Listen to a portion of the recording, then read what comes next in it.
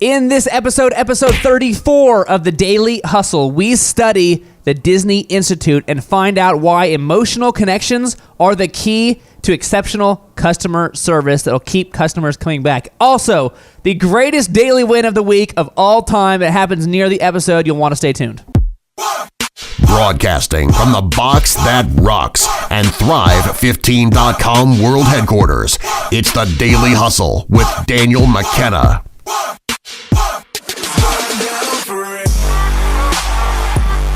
What is going on, guys? Welcome back to episode 34 of the Daily Hustle Show. My name is Daniel McKenna. Sitting across from me, as always, the one and only Marshall F. Morris with the mile-high salute over there. And today we are talking about emotional connections that are the key to exceptional customer service. So if you have customers and you have any sort of relationship, any sort of transactional relationship with your customers, this is going to be big for you and your business. Marshall, how are you doing today, buddy? I'm doing absolutely spectacularly. Really? Yeah.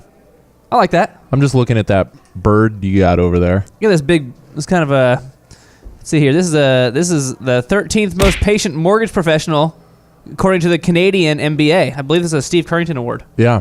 This is a nice award. Yeah. This is very nice. Today is the Shaquille O'Neal episode. Number 34, Shaquille O'Neal. Well, when he was with the Lakers. Yeah. Not the Magic or the Heat. That's right.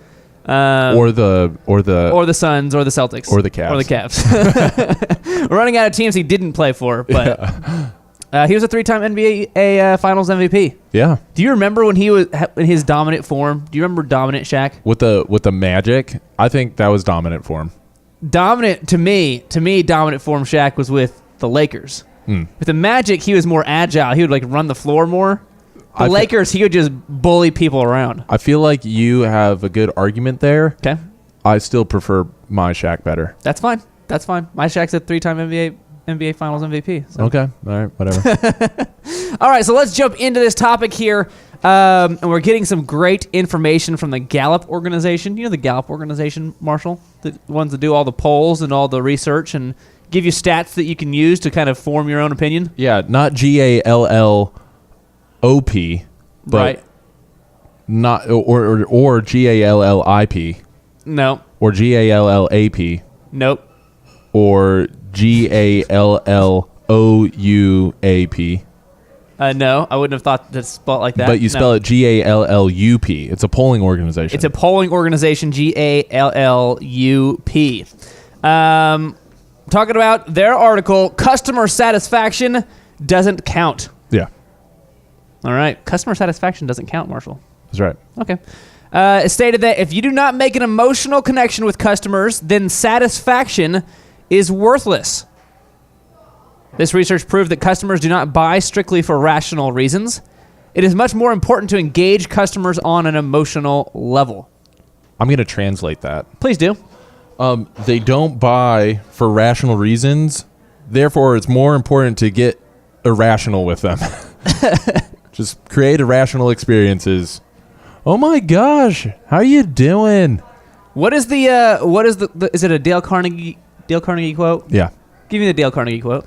Oh, good. So you're putting me on the spot here. Talking about how humans don't make decisions based on logic. We're not rational. We're not creatures of logic. Yeah, we're not creatures of logic. We make emotional decisions, especially buying. Yeah. Buying is like impulse, emotional decisions. And the majority of the time that you make like a rational business buying decision, you justify it rationally and you make that decision based on like an emotional need. That's right. That's how because that's what humans do. That's where decision-making processes take place in the brain. Right. The brain. So let's look at this. Gallup did a study on a leading supermarket chain, trying to decipher this, trying to get to the bottom of this. They polled a whole bunch of shoppers and then also, studied their buying habits, how often they were at the store, that sort of thing. Said that shoppers who are less than extremely satisfied rated their satisfaction as 1, 2, 3, 4, or 1, 2, 3, or 4 on a 5-point scale. They visited the chain 4.3 times a month, spending on average $166 during that month. Okay, that was the normal. If you rated 1 through 4 on this 5-point scale, those who were extremely satisfied but also did not have a strong emotional connection to the chain, meaning they weren't like fully engaged. They didn't have on their survey. They're saying, I love this place. Actually went to the store less often, 4.1 times per month, and spent less, $144 a month. So he said the customers that were extremely satisfied, the customers that you laid out your plan, you hit what they're like. Customers want more mangoes, and they want to be able to get to the milk section easier, or whatever it is. They're extremely satisfied. They were actually going to the grocery store slightly less than the people who weren't extremely satisfied. People were like, it's all right. Didn't change their behavior. Any input on this, Marshall? Any input on this research here by Gallup? Gallup's talking strictly about the emotional involvement between a business and its customers, okay? And so with that being said, you got to have both. You got to have both of those things. You got to satisfy and create an emotional connection with your customers. It can't just be one or the other. And so just providing value, like taking orders, at any point, the customer could jump to a different competitor, even if they are satisfied. That's what they're saying here, which is a big deal because I think a lot of businesses in the workplace, that's what they feel like they're doing. They're not creating a relationship, okay? But that is exactly what Gallup is saying that you have to do in order to increase customer retention. It's basically saying that if you act on purely logic, then your customers are up for grabs. If you say, my thing is 3% cheaper than somewhere else, then as soon as somebody else makes their thing 3% cheaper than you, then you don't have those customers anymore. Mm-hmm.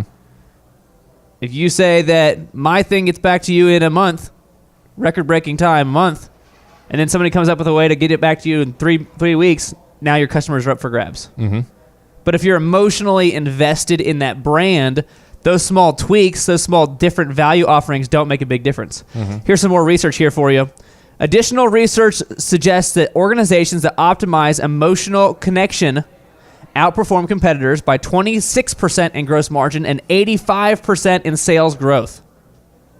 These are the companies that on purpose create these emotional connections. Mm-hmm. Outperform their competitors by 26% in gross margin and 85% in sales growth. Mm-hmm. In fact, emotionally engaged customers are at least 3 times more likely to recommend becoming that marketing department we've talked about before. 3 times more likely to repurchase. They're less likely to shop around. They're not even going to look around. They're just going to say, I like the Marshall Morris pants. I'm going to go to the Marshall Morris pants store and look for their pants. I'm not going to go to the Gap or the Sam Parker pants. I'm a Marshall Morris pants guy. Yeah. They're much less price sensitive. Your pants could be $20 more than the Sam Parker pants, but they like your pants. They like your brand. Kind of like Yeezys. Sure. I mean, that's a good example. What are Yeezys? For the people that are listening to this and are not up on the sneaker pop culture, Yeezys refer to shoes that were designed by Kanye West. They're an Adidas brand. And, okay, a shoe is a shoe, right? Yeah.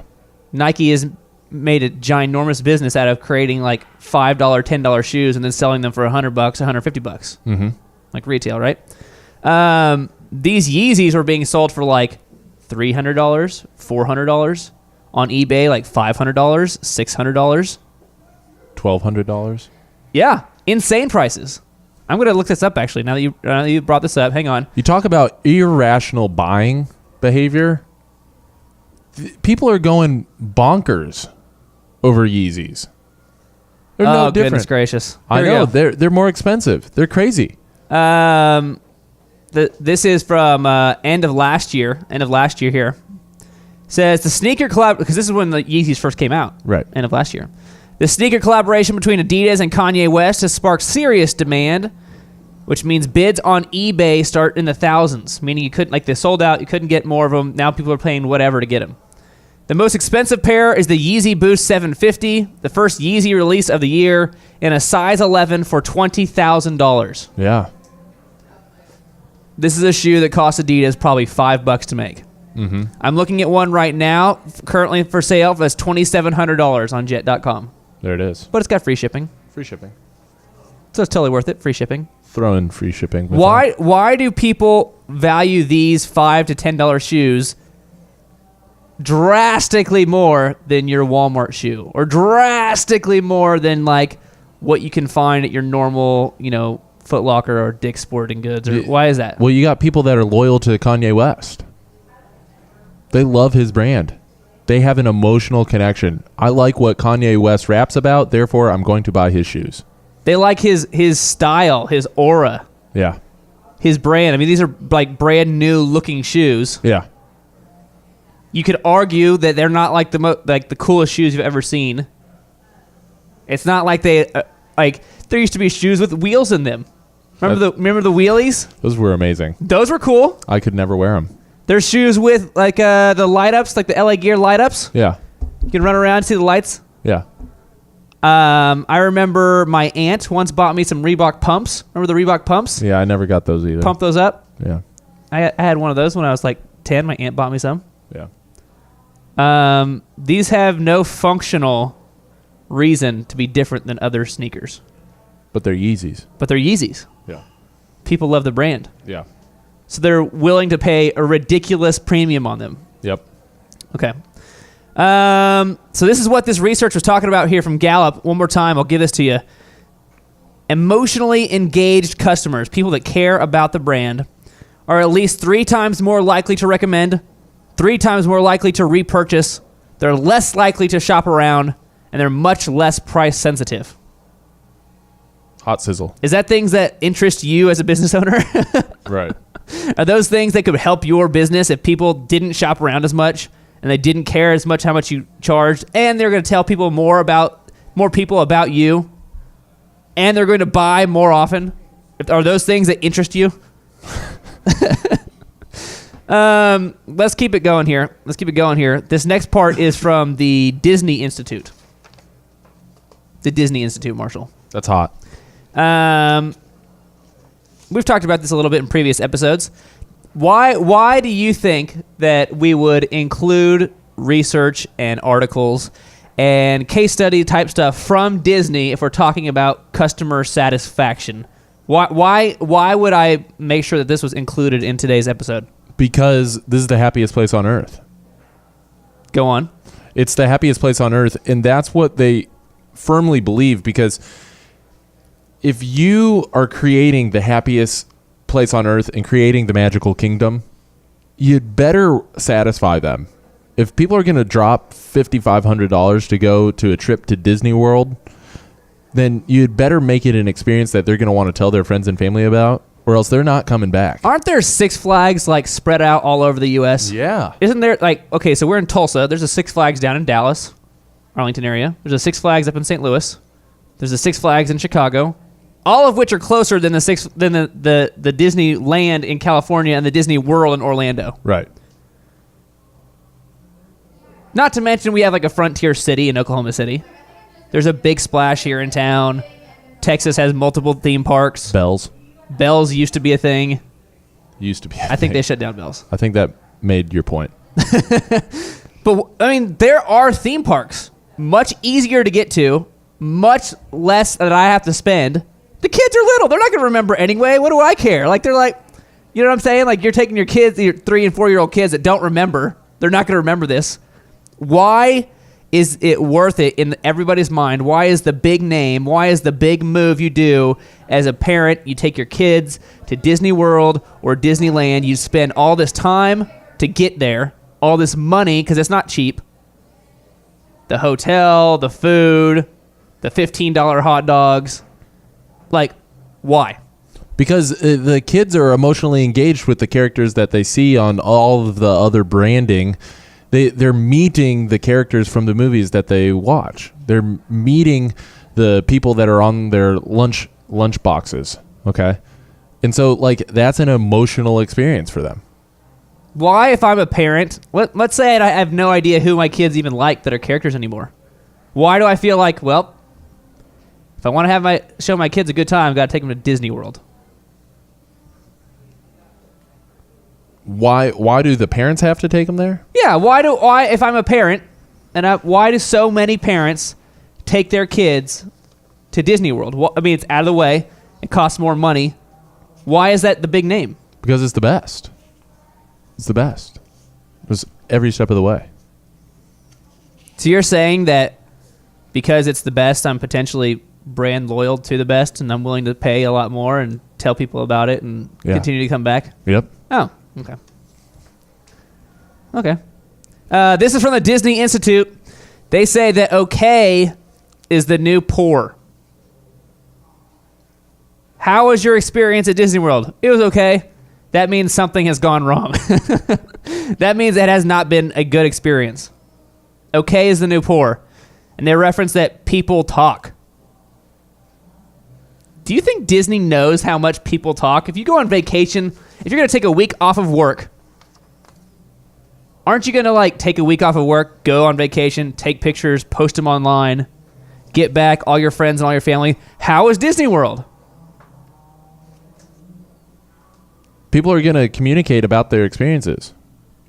People are going to talk about, hey, this was awesome. You should do it. Your kids would love it too.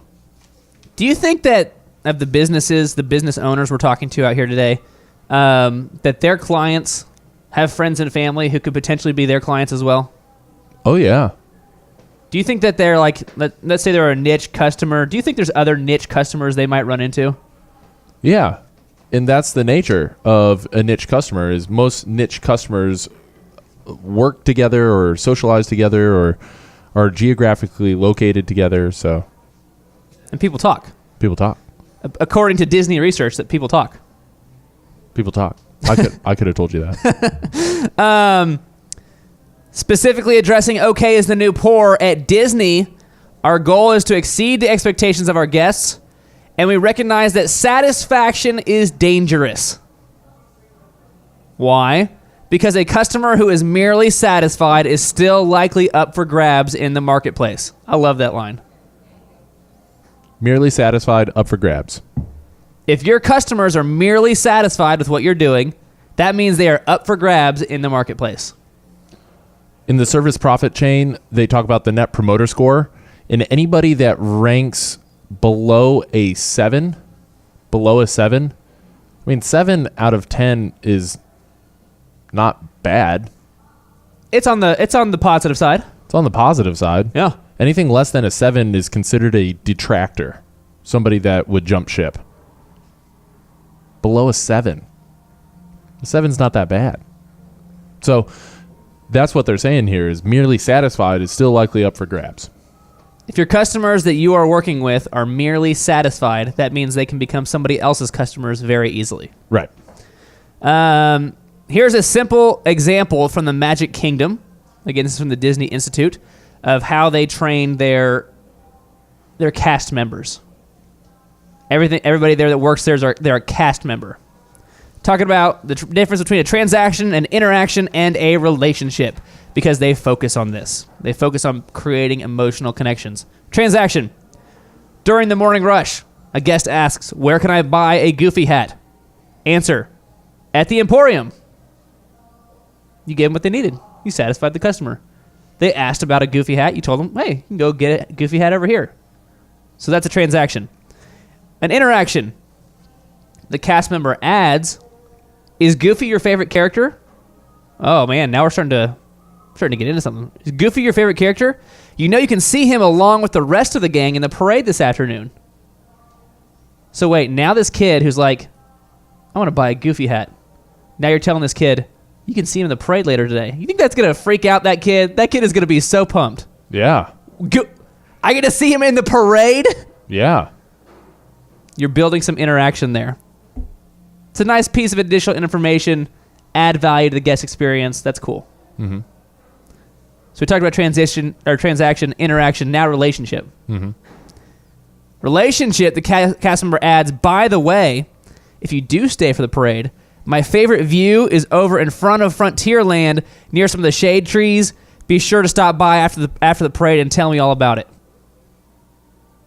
So there's not only, I came to ask about where can I buy a Goofy hat, and now you gave me all this like local information. By the way, your favorite character is going to be in this parade later today, and if you stand specifically here, you're going to have the best view. You're going to be in the shade. It's not going to be super hot.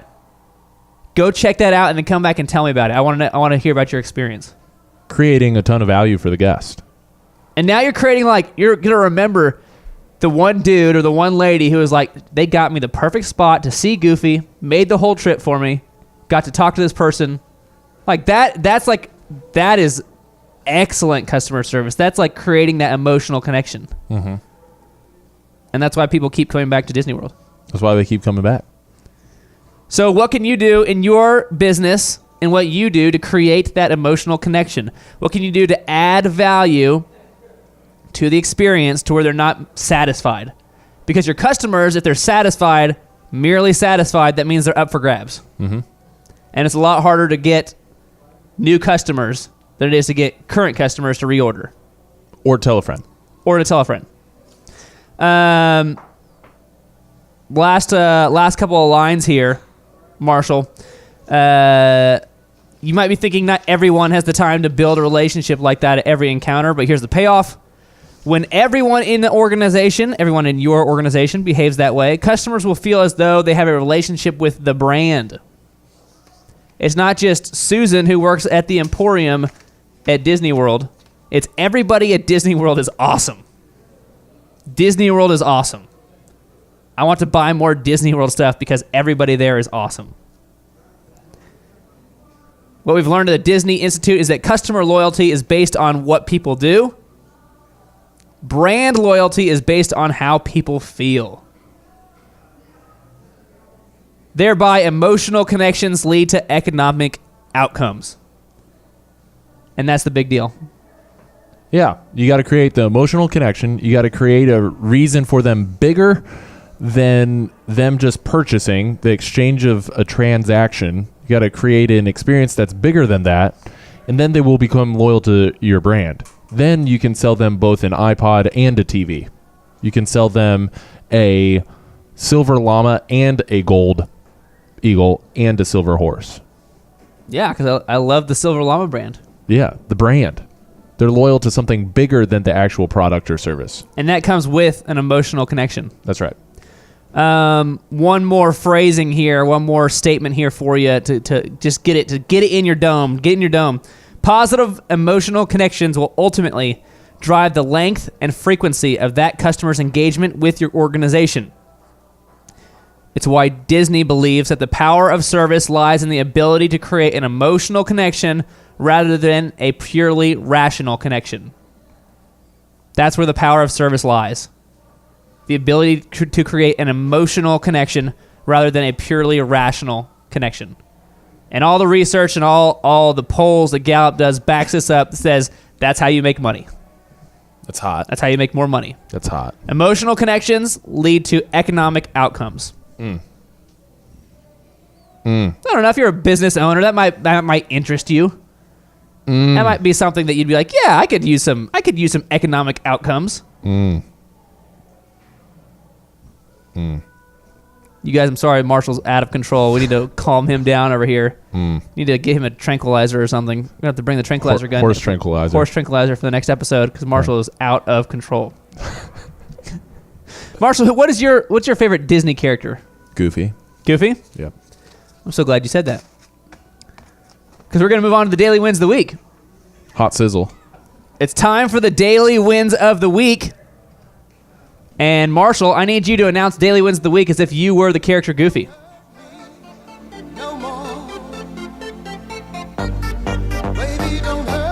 We'll never get flagged for this. No, there's no way that this will get flagged and restricted on all of our YouTube and all of our YouTube videos. Keep getting taken down because Marshall.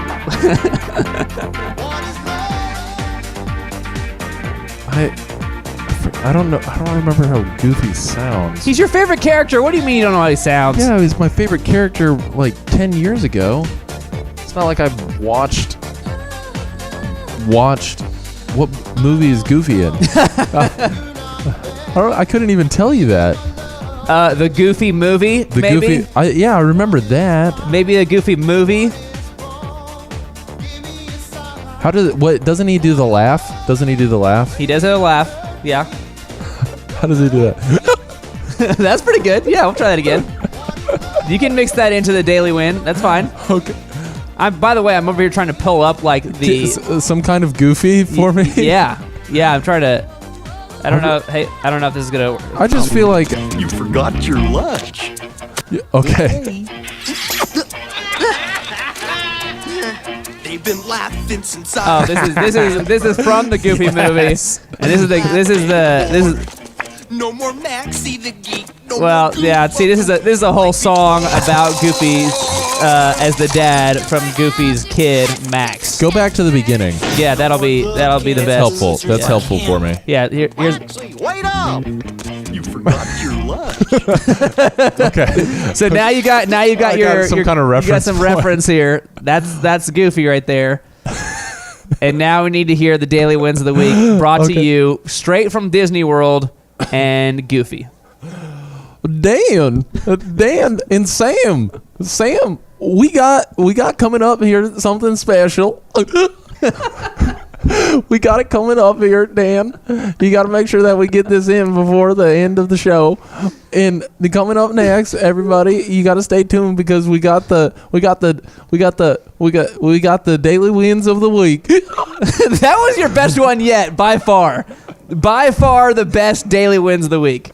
I don't know. By far. I feel like Wasn't even close. I feel like I missed. I have an emotional connection to that daily wins of the week, and I am brand loyal to that daily wins of the week. Oh my gosh, that's unbelievable. That was fantastic. Yeah. Well done. Thanks.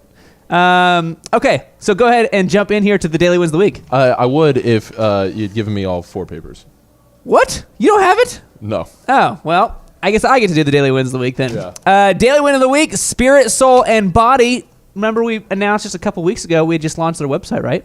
Remember them? Spirit, Soul, and Body? The Yes. gymnastic and cheerleading gym? Right. Just launched their website. They just this last week started their Facebook ad campaign. Ooh. 47 leads for $90. 47 leads for $90. 90 doll hairs. For $90. And their marketing campaign has been running through Facebook. They have 47 new leads for their gyms. 47 things of gold. If they convert 2 of those leads, they're making good money on that $90. So that means they have to just close 2. They just got to close 2 of 47. But the point is they're getting people in the door. They're getting people to look at what they've got. They ran a good Facebook campaign. They're targeting the right people. They've got their landing page. They've got their no-brainer offer. They've got their website up. It looks legit. There's other gyms in town, but this one just got 47 leads. My young, naive mathematician inside me says that they have to close at least 4%.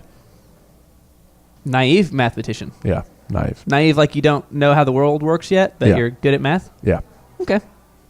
that's how it goes. I can get behind that. Yeah. So well done, Spirit, Soul, and Body. Well done. They're a coaching client here at Thrive.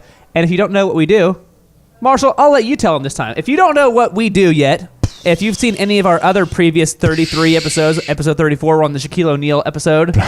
Marshall, go ahead and tell them what we do here. Okay, Thrive15.com, the world's best business coaching platform. We give it to you 3 different ways. Number 1, video training on the website. If you want to learn more about that, go to Thrive15.com.